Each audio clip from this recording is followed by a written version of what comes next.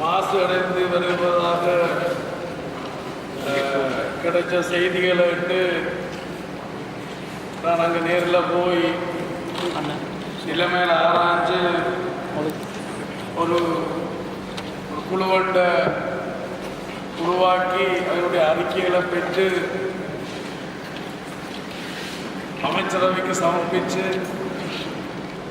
அரசாங்கத்தினுடைய அமைச்சரவையின் அங்கீகாரத்தை பெற்று ஒரு உயர்குழு ஒன்று அமைக்கப்பட்டு அந்த உயர்குழு அது ஆராய்ச்சி வந்து குழுப்பிலத்துக்கு வந்து ஆராய்ச்சி அது ஒரு பிரகடனம் ஒன்று செய்கிறதுக்கு, அதாவது அந்த பகுதி குடிநீர் பாவனைக்கு ஒவ்வாது என்றதை பிரகடனப்படுத்துறதுக்கான ஒரு அமைச்சரவை பத்திரம் நாளைக்கு 17ஆம் தேதி போட இருக்கிறேன். அதை விட ஏற்கனவே அன்றைக்கு ஒரு பத்திரிகையில் பார்த்துருந்தேன், மாகாண சபையினுடைய ஒரு அமைச்சர் ஒரு பிழையான அல்லது பொய்யான உரிமை கோரலை செய்திருந்தார். ஆனால் எங்களுடைய முயற்சியால் தான் அமைச்சரவை அங்கீகாரத்துக்கூடாக திரைசெய்தி நிதி ஒதுக்கி இருக்கு. இவ்வளவு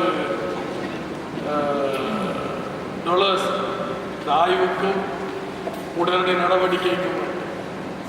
ஆனால் அந்த அமைச்சர் உரிமை கோரி இருக்கிறார். அதை விட என்னமாடு அன்றைக்கு முதலமைச்சர் சொன்னார் என்ன, அதாவது உங்கள்கிட்ட தான் அதிகாரம் இருக்குன்னு சொல்ல தங்கள்கிட்ட அதிகாரம் இல்லை. அதாவது விவர புலிகள் எதிர்கட்சி தலைவர் தன்னுடைய காரில் தான் பெட்ரோல் அடித்து ஓடிக்கொண்டு வாராராம் ரோட்டில். அப்போ தான் சைட்டில் ரெண்டோட்டு சொல்கிறாராம், இதால் போக வேண்டாம், இந்த பக்கத்தால் போக வேண்டு. அது மாதிரி தான் இரண்டமனுக்கு தங்களுக்கும் உள்ள உறவு. அது அந்த முழு பூசணிக்காய சோத்துக்களை மறைக்கிற போய் அவர் கரையில் இருந்து சொல்லியிருந்தால் அது பிரச்சனை இல்லை. ஒரு நர்மங்களை குறுக்க பறந்திருக்கிற அந்த அதிகாரம் இருக்கு. அவர்கள் இணங்கினாத்தான் இந்த காப்பேட் ரோட் போடுறதுக்கு ஆர்டிஏ ரோட் போடுறதுக்கு மாநசபையினுடைய இணக்கம் தேவை. ட்ரெயினை கொண்டு போகிறதுக்கு மாநசபையினுடைய இணக்கம் தேவை. இல்லை மத்திய அரசாங்கம் எத்தனையோ வேலை திட்டங்களை செய்து அதுக்கு இணக்கப்பாடு தேவை மாநசபை.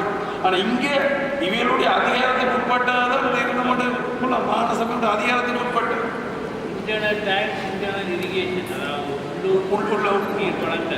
எல்லாம் அவையில கூடிய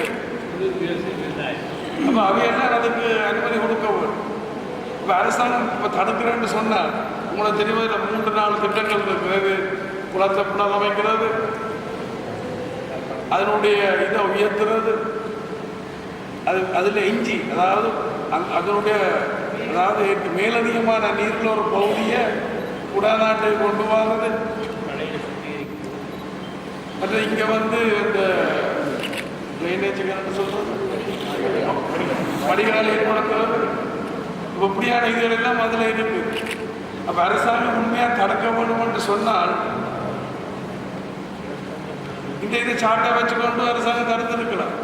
அரசாங்கம் என்ன பார்க்குறது, சரி ஏன் இவர்களுடைய இந்த குழப்பத்தான மக்களுக்கு பிரச்சனை வர வேணும் என்றதுக்காண்டி சரி நீங்கள் முதல் குளத்தை புனரமையுங்க, அப்புறம் அடுத்த நாங்கள் யோசிக்கலாமா.